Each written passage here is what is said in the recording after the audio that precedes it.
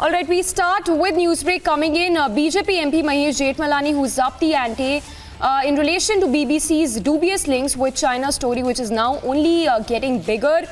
The question arising here, has BBC partnered with 18 Chinese clients, including 9 state-affiliated bodies? In fact, a tweet that has been put out by Mahesh Jethmalani, where he says, and I quote, BBC apologists in India demand proof that Huawei payments to BBC were linked to the documentary. It's not just Huawei that pays BBC, but at least 18 other Chinese clients. Lord Alton MP, in a stinging criticism of BBC, says, his bread I eat, his song I sing. Well, that's the statement that has now been issued by, put out by Rajya Sabha MP Mahesh Jethmalani, who's now escalated the attack on BBC. He's put out a statement on social media where he says, and I quote once again, BBC apologists in India demand proof that Huawei payments to BBC were linked to the documentary. It was not just Huawei that pays BBC, but at least 18 other Chinese clients.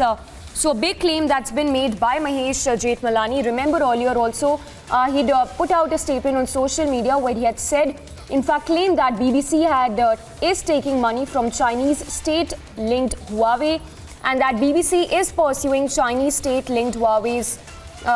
In fact, that was a statement that was earlier issued by Mahesh Jethmalani, where he says that cash for propaganda deal and BBC up for sale. In fact, again, reiterating his claim that BBC is taking money from Chinese state-linked Huawei. He's put out a statement once again where he says, and I quote once again, BBC apologists in India demand proof that Huawei payments to BBC were linked to the documentary. It's not just Huawei that pays BBC, but at least 18 other Chinese clients. And further going on to say that Lord Alton, the MP, in a stinging criticism of BBC, has accepted to the fact that his bread I eat, his song I sing.